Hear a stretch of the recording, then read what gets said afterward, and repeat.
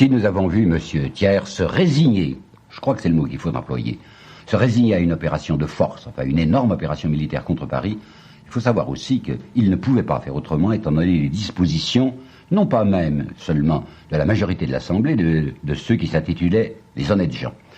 Alors je crois que c'est pas inutile que je vous apporte encore ici quelques citations complémentaires pour vous montrer l'état d'esprit des gens de bien. Il y a d'abord Veuillot. Vous savez, Louis Veuillot, c'est l'homme de l'Univers, le journal qui s'appelait comme ça, c'est le clérical féroce. Et Veuillot avait dit, c'est invraisemblable, cette méthode de temporisation et de neutralité du gouvernement qui se laisse périr au milieu de ses armées, étouffé par la terreur d'un ennemi qui pourtant n'ose pas lui-même attaquer. Vous avez l'amiral Pothieu. Je vous ai déjà dit à quel point les amiraux se sont bien conduits à ce moment-là, ils étaient effervescents. Et l'amiral Pothieu qui crie, pendant la séance du 21 mars, « Il faut en finir !» Mais voilà une chose à laquelle je tiens beaucoup, c'est d'Edmond de Goncourt, c'est dans le fameux journal des Goncourt, et c'est du 20 mars. Ce Goncourt, que vous avez vu pourtant indigné par le comportement des épiciers pendant le siège, les épiciers qui cachaient leur stock et qui vendaient le plus cher possible, et ils disaient même, je comprends Marat qui voulait qu'on suspende quelques épiciers à leur devanture. Ben écoutez-le le 20 mars, c'est-à-dire au lendemain de l'affaire. Il vomit de dégoût, dit-il, devant ces gueux de Belleville, qui osent à présent, fouler notre boulevard. C'est beau, hein, fouler notre boulevard jusqu'en face de Tortoni. Tortoni, c'était le café à la mode. Alors il y a le regard narquois, dit-il, des habitués, qui semblent gêner un peu ces traînes savates. Alors ils regardent le bout de leurs souliers, dans lesquels il y a rarement des chaussettes. Voilà le ton de ce monsieur Goncourt. Il est absolument d'accord avec Renan contre la lâcheté des députés de Paris. Il faut savoir qu'il y a eu pendant le siège un dîner hebdomadaire chez un restaurateur qui s'appelait Bréban. Ce Bréban recevait là Goncourt, Renan, Marcelin Berthelot, etc., le futur directeur du Temps qui s'appelle Lefzer, etc. C'était des gens qui avaient de l'argent, et qui ont jugé bon, sans se rendre compte de l'inconvenance de ce qu'ils faisaient, à la fin du siège, de faire frapper une médaille d'or en l'honneur du restaurateur Bréban pour dire « Nous avons chaque semaine mangé chez Bréban pendant tout le siège sans nous apercevoir qu'il y avait un siège ». Et bien Goncourt, qui est un hôte hebdomadaire de ces dîners, rappelle que dans un de ses repas, il a vu Renan furieux hors de lui en disant « Mais enfin, quelle lâcheté de la part de ces modérés, de ces républicains modérés de Paris, qui auraient dû courir la ville pour en faire sortir une utile résistance contre les gueux de la commune. » Voici Taine maintenant, c'est Hippolyte Taine, enfin le grand penseur, l'historien. Je vous apporte 3 citations de lui. 24 mars. Ce qui se passe n'est pas autre chose que la décomposition sociale. 26 mars. C'est le retour à la barbarie. 28 mars. Nous sommes assis dans la boue. Et Madame Sand maintenant. Comment est-ce qu'elle juge le pauvre comité central de la garde nationale? Vous savez, les 35 gars qui se défendent comme ils peuvent. Des ânes, grossiers et bêtes, ou bien des coquins de bas étage. L'Assemblée est réactionnaire, oui. Mais il faut comprendre l'outrecuidance, dit Madame Sand, l'outrecuidance de ces radicaux qui veulent la forcer à chaque minute à crier « Vive la République ». Le comte de La Roche-Tulon, qui est un député convenable naturellement, va brandir à la tribune une étiquette qu'il a prise je ne sais où il y a « Bon à fusiller ». Et cette étiquette, enfin ce petit morceau de papier qu'il a probablement fabriqué ou fait fabriquer lui-même, il affirme que dans Paris, sur toutes les maisons de maître, sur tous les hôtels particuliers, il y a cette affiche « Bon à fusiller ». Quant à Sorel, que j'ai déjà cité plusieurs fois, c'est Albert Sorel, le futur académicien et historien, il dit « Il n'y a qu'une solution, le canon, avec ces gens-là, pas d'autre trait d'union que les obus ». Bon, alors c'est bien clair, je voulais vous montrer l'état d'esprit des gens convenables. Alors, en face, du côté de la commune, qu'est-ce qui se passe? 3 observations préalables d'abord. Assez couramment, dans l'histoire, les historiens parlent de la commune en disant du 18 mars au 28 mai. C'est le 28 mai que vous la verrez s'éteindre, mourir, étrangler, asphyxier, assassiner la commune. 18 mars, 28 mai. C'est pas vrai. Si on était régulier, enfin, si on parlait de manière exacte, il ne faudrait faire commencer la commune que le jour où l'Assemblée communale s'est réunie, à savoir le 28 mars au soir, ou plus exactement même le 29 au matin. Ce qui avait précédé, entre le 18 mars et le 28 mars, c'est l'interrègne de ce comité central de la garde nationale. Alors, à strictement parler, la commune ne commence que 28 mars pour se terminer au 28 mai. Deuxième observation, ça ne va pas durer longtemps. Il y a un livre de Catulle Mendès intitulé « Les 73 jours ». Les 73 jours de la commune. Mais non, pas 73 jours de la commune. Si on veut parler nettement, la commune, ça a duré 58 jours. Parce que la commune va se dissoudre à partir du 24 mai. C'est vous dire que ça n'a pas duré longtemps, hein. Cette énorme histoire, si importante dans l'évolution de la pensée française et de l'acte français, ça n'a pas duré même 2 mois. Et troisième observation, quand on dit aujourd'hui la commune, on englobe 2 choses sous ce vocable. La commune, au sens précis, hein, c'est quoi? C'est l'assemblée communale. C'est les gens qui ont été élus par la population parisienne, les 226 000 votants du 26 mars, et qui constituent la municipalité. C'est l'assemblée communale. Mais aujourd'hui, quand on dit la commune, on veut qualifier à la fois cette assemblée communale, le moment, c'est la commune, quoi, et les gens de la commune, c'est-à-dire les communards. Il y a une différence entre les combattants de la commune, les partisans de la commune et les responsables de la commune. Et bien aujourd'hui, ce que nous allons faire ensemble, si vous voulez bien, c'est de regarder l'équipe gouvernementale de la commune au pouvoir, l'assemblée municipale dite commune au pouvoir. Alors la première remarque que je dois vous apporter, et qui est, mon Dieu, très importante, je crois, c'est que cette commune, elle va subir presque tout de suite une mutation considérable. En quoi? D'après les règles qui avaient été fixées pour le nombre des élus, il devait avoir dans cette municipalité 90 élus. 90 élus. Mais on avait autorisé les candidatures multiples. Ça ne se fait plus aujourd'hui. Vous savez, pour les élections générales, ça s'était fait puisque Thiers avait été élu par 26 départements. Et ben de même, dans divers arrondissements de Paris, il y avait eu des élections multiples. Je veux dire que Varlin, par exemple, dont je vous parlerai. Varlin, c'est un des internationalistes. On disait internationaux. Varlin a été élu 3 fois. Blanqui, qui était en prison, qui ne pouvait même pas siéger, il était prisonnier du gouvernement. Blanqui est élu dans 2 circonscriptions. Et puis d'autres aussi. Par conséquent, le jour où la commune élue se réunit, elle n'est pas 90, elle est seulement 83. Mais attention, en moins de 8 jours, 22 démissions vont se produire. Tous les éléments modérés de cette commune, cette assemblée municipale, vont disparaître. Au point que tous les élus du 1er arrondissement démissionnent. Tous ceux du 2e arrondissement. Tous ceux du 9e arrondissement. Tous ceux du 16e arrondissement, vous avez repéré, c'est des arrondissements convenables, hein, bourgeois. Et dans le 5e arrondissement, il y en a 3 sur 5 qui vont démissionner. Alors ça va tout changer. Vous voyez, quand on dit commune aujourd'hui, ce qui nous vient dans l'esprit, c'est l'idée d'une commune d'extrême gauche. Parfaitement vrai, il y avait une majorité d'extrémistes dans cette commune, mais il y avait une puissante minorité républicaine modérée, et cette minorité va s'en aller. Ils s'en vont parce qu'ils sont des légalistes, enfin du moins disent-ils. Et ils disent, vous, commune, vous entrez maintenant dans l'illégalité. Vous n'avez pas le droit, dans un régime républicain, et ça c'était le vieux calcul de Thiers, hein, vous n'avez pas le droit, dans un régime républicain, dans un régime démocratique, de vous prononcer contre la volonté du suffrage universel. Le suffrage universel ne nous fait pas plaisir. Le suffrage universel a envoyé une assemblée réactionnaire. Elle représente, dans le régime républicain, elle représente ce qu'on appelle la volonté nationale. Alors il faut s'arranger, mais il ne faut surtout pas se battre. Comprenez bien que c'est des braves gens, moi je crois, ces maires. Ils ont même une idée derrière la tête, il y en a un qui l'a indiqué, c'est Clémenceau. Clémenceau dit, vous savez, la solution ce serait la suivante, une double démission. Il faudrait obtenir de l'Assemblée qu'elle démissionne puisqu'elle n'a été élue que pour la question de la paix et de la guerre, et pas pour une constitution. Et puis votre Assemblée que vous voulez faire, l'Assemblée communale, elle démissionnerait aussi. De part et d'autre, il y aurait une bonne volonté, il y aurait de nouvelles élections générales et il y aurait de nouvelles élections municipales. Vous pensez bien que jamais l'Assemblée nationale n'accepterait ça. Elle est là, elle y reste. Elle sait, l'Assemblée nationale, la majorité, elle sait qu'elle a été élue sur une duperie. Elle a parlé paix et elle voulait parler aussi roi. Ben, la majorité des gens qui ont voté paix ne votent pas roi. Alors, surtout, repousser le plus tard possible les élections. Donc, pas question d'obtenir une démission de l'Assemblée nationale. Aujourd'hui encore, vous savez, on discute sur la sincérité des maires. Il y a des adversaires de la commune qui sont trop contents de dire, vous savez, ces maires c'était des malins, en réalité ils savaient que Thiers était en train d'organiser une puissante formation militaire et ils voulaient lui donner du temps d'organiser ses soldats. Je crois qu'il y en a un qui était comme ça, c'est le maire du 2e arrondissement qui s'appelle Tirard. Tirard s'en vantera très fort devant la commission d'enquête en 1871, à la fin de l'année, où il dira « J'ai sauvé le gouvernement, hein. Si j'avais pas fait tenir tranquille les communards en leur disant « On va s'arranger, on va s'arranger », vous n'auriez pas eu le temps de constituer votre puissante armée. » Mettons que Tirard, qui veut peut-être se valoriser, ait menti, c'est-à-dire ait fait croire aux communards qui voulaient s'arranger, alors qu'ils se préparaient simplement à les faire écraser. Mais je ne crois pas, je suis convaincu, que dans l'immense majorité, les maires étaient des braves gens sincères. Et en particulier Clémenceau, qui était le maire du 18e arrondissement, était certainement loyal. Et je vais vous donner une preuve que je crois assez irrésistible de la loyauté et de la bonne volonté de ces maires, c'est la haine. La haine qui les poursuivra du côté des gens de bien.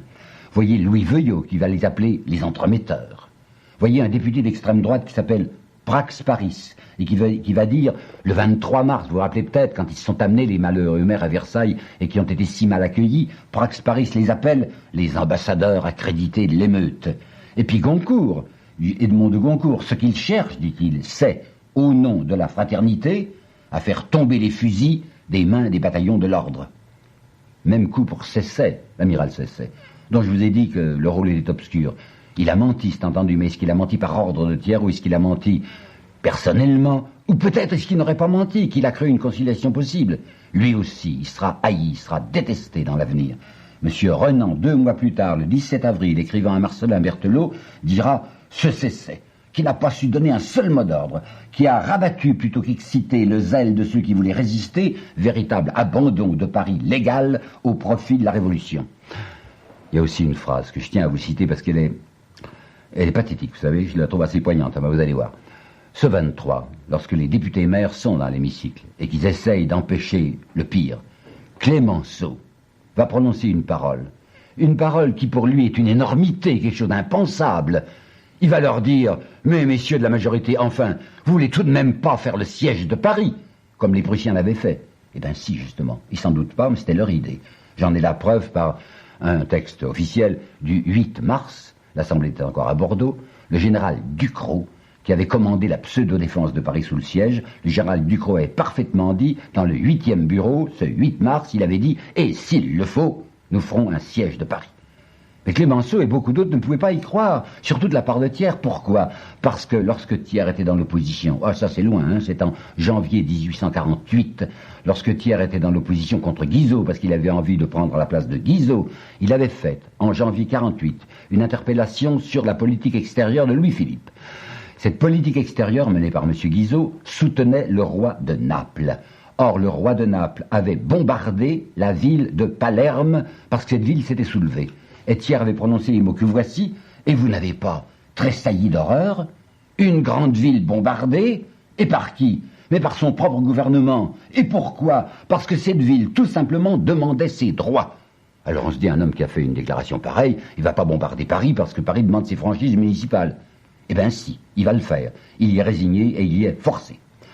Là, vous voyez donc que ce qui est très important, ce que j'ai appelé la mutation de la commune, c'est qu'elle va changer tout de suite de caractère. C'était un organisme multiple, avec un centre, avec une droite même, si vous voulez, et une puissante gauche. Maintenant, il ne reste plus que la puissante gauche. Et elle n'est pas si puissante que ça. Pourquoi donc? Aux élections municipales du 5 novembre, lorsque le gouvernement de la Défense nationale avait dit « Parisiens, vous allez voter non pas pour une municipalité, commune », et même Favre avait dit, il n'est pas question de commune, c'est tout le contraire, mais pour des municipalités locales, des municipalités d'arrondissement, où les maires, surveillés par un représentant de l'État, qui était Jules Ferry, qui était le maire de Paris, où les maires n'avaient que des attributions extrêmement modérées, s'occupaient de l'état civil et de l'assistance. Eh bien, quand on avait voté, à ce moment-là, l'extrême gauche, suivez-moi bien, l'extrême gauche avait obtenu 60 000 voix en tout dans Paris. Alors comment croire que Paris était brusquement devenu dans l'ensemble extrême gauche et que les 226 000 voix du 26 mars étaient toutes des voix d'extrême gauche? Sûrement pas. Seulement, les gens de l'extrême gauche étant ceux qui étaient à la pointe du combat pour la résistance, et comme on détestait ce gouvernement qui n'avait pas résisté, l'attitude politique et patriotique de ces hommes d'extrême gauche avait fait qu'une partie même de l'élément bourgeois les avait portés au pouvoir. C'est pour ça qu'ils sont très nombreux. Mais attention, ils savent qu'ils sont en porte-à-faux. Ils savent maintenant, depuis que les 22 sont partis, qu'ils ne représentent plus qu'une parcelle de l'opinion parisienne. Une parcelle. On va du reste à droite dire, la commune, c'est un parlement croupion. Tout ce qu'il y avait de bien dans ce parlement-là a disparu. Et l'élément patriotique qui avait aidé un certain nombre de Parisiens à porter ces extrémistes au pouvoir, l'élément patriotique va disparaître. Comment donc? Pourquoi? Je viens de vous le dire.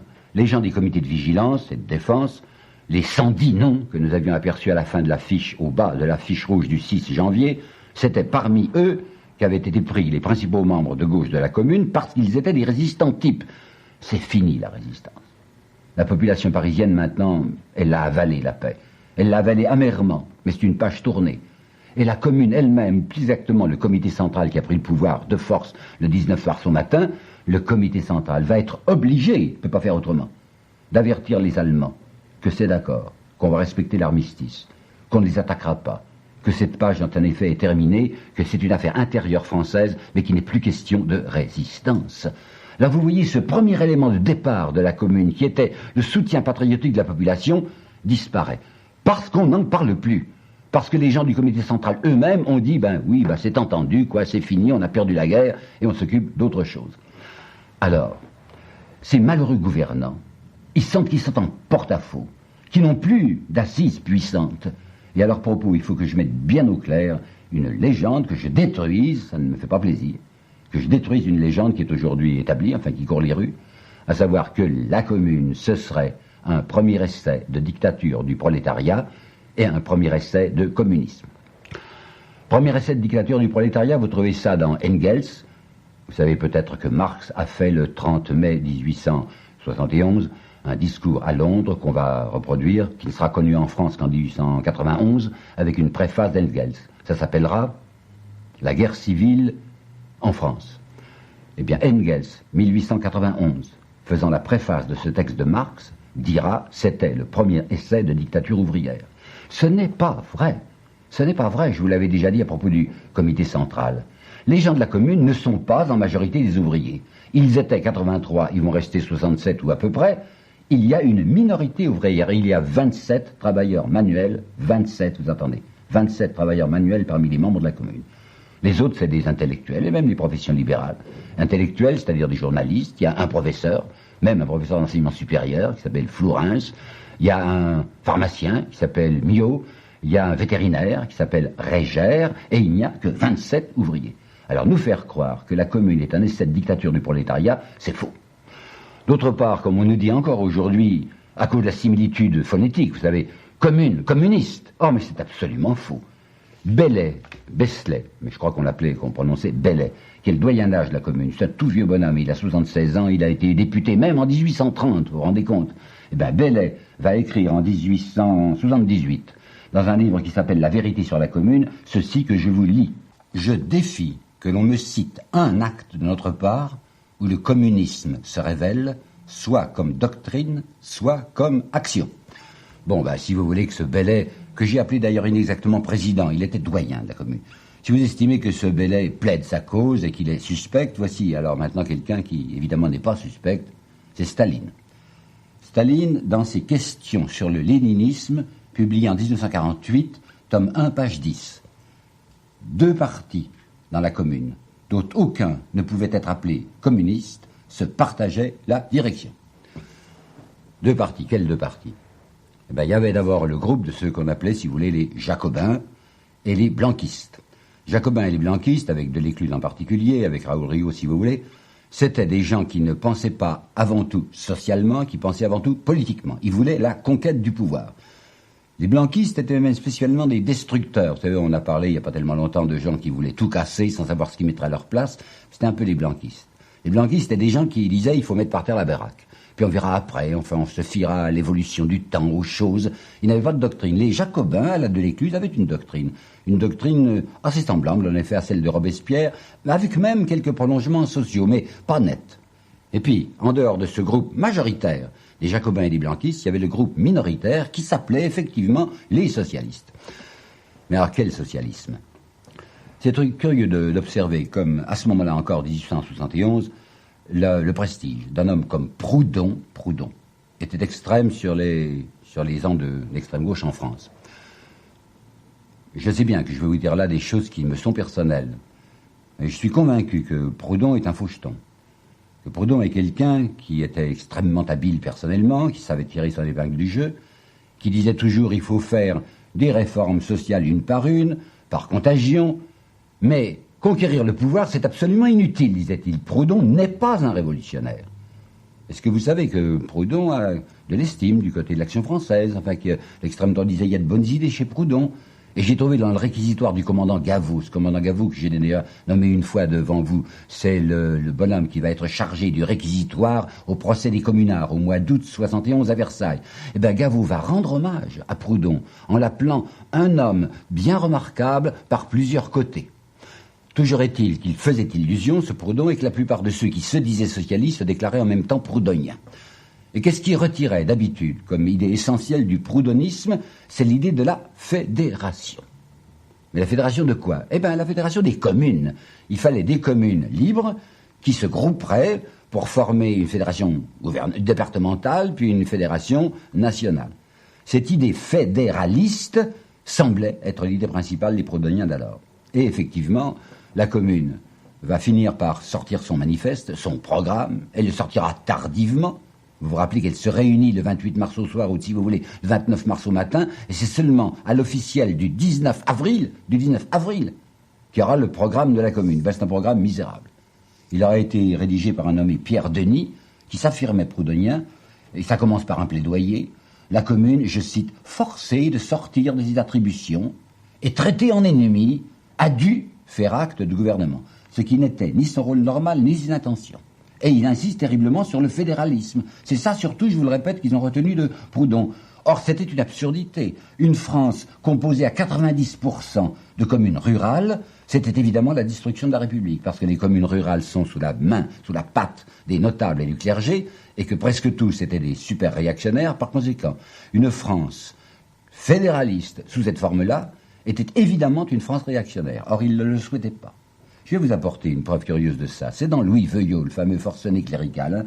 Louis Veuillot, le 31 janvier, dans son Univers, avait pris parti pour le fédéralisme, en écrivant « Voilà ce qu'il faudrait. Chaque province ou État, le vieux mot, vous savez, les États de Languedoc, les États de Bourgogne, chaque province ou État s'administrant librement par ses élus, depuis la commune, le mot y est bien, depuis la commune jusqu'à la subdivision départementale, puis provinciale ou État. » D'autre part, si vous vous rappelez un peu l'histoire de la Révolution française, il y avait des gens qui s'étaient déjà intitulés fédéralistes en 93. Qui c'étaient? Les Girondins.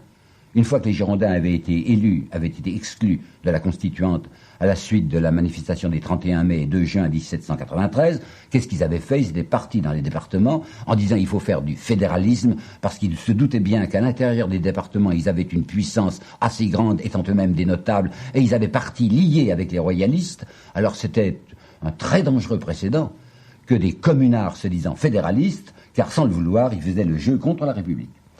Socialement, qu'est-ce qu'il y a dans ce programme de la commune? Il y a ceci, il y a du grandiose pour cacher l'insubstance.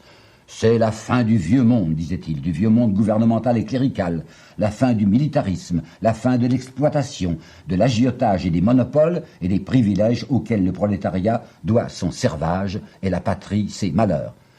Tout ça, c'est de beaux mots, hein? Mais d'une manière concrète, il n'y a à peu près rien. Verbiage, épanouissement du travail, affranchi de toutes les entraves, livré à toutes les énergies. Je veux bien que, parallèlement à ces déclarations qui ne voulaient pas dire grand-chose et qui étaient vraiment des paroles verbales, comme on dit aujourd'hui pour rire, parallèlement, il y avait quelques déclarations plus substantielles. Le 22 mars, le comité central avait dit « Nous voulons préparer une révolution radicale ». Le journal officiel de Paris du 29 mars dira « C'est la fin d'une organisation sociale inique ». Le 5 avril, le comité central, qui aurait dû disparaître, je vais vous en parler, mais qui continue à se manifester, dit « C'est aujourd'hui la grande lutte ouverte du parasitisme et du travail. C'est la production et l'exploitation qui sont aux prises. » Il y avait beaucoup de journaux d'extrême gauche, mais il y en avait un qui est très remarquable, d'un nommé Lissagaray peut-être prononcé, mais je crois plutôt que c'était Lissagaray qu'il faut dire. Lissagaray, il dirigeait un journal qui s'appelait L'Action, et il écrira en 1876, réfugié à Bruxelles, un très beau livre, aujourd'hui encore parfaitement valable, sur l'histoire de la commune. Et bien dans son Action, Lissagaray disait « Ce qu'il faut, c'est assurer à l'ouvrier la possession de son travail. » Ça semblait être déjà du pré-marxisme. Et une autre feuille d'extrême gauche qui s'appelait La Sociale, où écrivait une femme très digne, très bien, qui signait André Léo. C'était un double prénom masculin, André Léo. En réalité, c'était le nom de ses 2 enfants. Elle va écrire le 28 avril « Il ne faut plus de gens vivants du travail des autres ». Et les plus sérieux, c'était évidemment les internationaux, ceux qui dépendaient de la charte de 1864 qui avait été votée à Londres, comme vous savez. Le 26 mars, manifeste d'un international, il faut fournir aux producteurs le capital, l'instrument de travail, les débouchés et les crédits. Il faut faire disparaître le salariat. Ça, c'est plus précis, hein. Et le 16 avril, avènement politique de la classe ouvrière. Avènement politique de la classe ouvrière. C'est là ce que nous voulons. Commencement d'une ère de réorganisation sociale. Bon, ça, c'est substantiel. Mais combien sont-ils, les internationaux? Mais ils sont presque rien. J'ai vu dans un grand livre sur la commune, qui est tout de même un livre important, de Dautry, Tersen et Bruat, qu'ils étaient 34. Mais non, c'est certainement pas. D'abord, on n'a pas la liste des internationaux de Paris. Vous vous rappelez peut-être que l'international a été 3 fois poursuivi par le gouvernement. Elle a été obligée de cacher ses statuts. On ne sait pas combien il y avait d'internationaux. Je vous dirais qu'à mon avis, et d'après un témoignage que je vais vous apporter après, les internationaux n'étaient pas plus d'une quinzaine. Une quinzaine sur les 65 ou 67 qui formaient la commune. Je vous dirais simplement que le capitaine Rossel, qui aura un grand rôle dont nous parlerons dans la politique militaire de la commune, dira les internationaux étaient une minorité très effacée. Quant aux marxistes, il y a beaucoup de gens aujourd'hui qui voudraient annexer la commune aux marxistes, mais ils étaient infimes, les marxistes. Ils n'existaient à peu près pas. Vous savez, le marxisme commencera en France à partir de 1890-91 peut-être, mais en 1871, c'est à peu près rien, le marxisme. Il a quelques correspondants, Marx, qui est à Londres, quelques correspondants à Paris.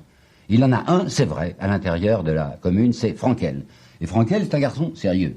Frankel écrira à Marx le 30 mars, si nous pouvions amener un changement radical dans les rapports sociaux, la révolution du 18 mars serait la plus féconde que l'histoire ait enregistrée jusqu'à ce jour. Et le même Frankel va dire en séance de la commune le 12 mai, si nous ne sommes pas là pour faire des réformes sociales, alors à quoi servons-nous? Oui, mais il y a lui, il y a Serraillet, il y a une petite russe, charmante du reste, Elisabeth Dmitriev, et puis il y a Longuet, qui va devenir le gendre de Marx. 4, 5, mettons 6 marxistes à Paris, c'est tout. Alors vous voyez quelle infime minorité. En fait, Benoît Vallon va dire, dans son beau livre qu'il publie à Neuchâtel à la fin de l'année 71 et qui s'appelle « La troisième défaite du prolétariat », Benoît Vallon va dire carrément « Le temps n'était pas aux réformes sociales ». Pourquoi? Il y a plusieurs raisons. Première raison, il faut bien penser que la commune est un gouvernement assiégé. Dès le 2 avril, Versailles lui a déclaré la guerre. Alors la grosse affaire pour eux, c'est de se défendre, c'est de survivre, et c'est pas de faire des réformes sociales. Deuxièmement, et ce qui est très important, je vous le disais tout à l'heure, ils se sentent en porte-à-faux, les pauvres gens. Ils sentent très bien que les 226 000 électeurs qui les ont portés le premier jour ne sont plus là. Des quantités ont disparu. Des quantités ne voteraient plus pour eux. Et quand il faudra faire les élections complémentaires du 16 avril, complémentaires puisqu'il y a des trous, puisqu'il y a ces démissions, ça sera consternant. Le résultat, ça sera une abstention inouïe.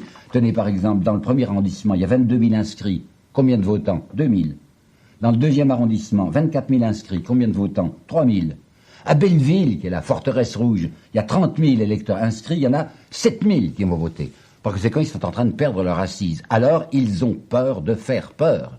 Parce qu'ils sentent bien que la population ne les soutient pas. Peur de faire peur. C'est pour ça qu'ils ont une extrême timidité dans leur réforme sociale.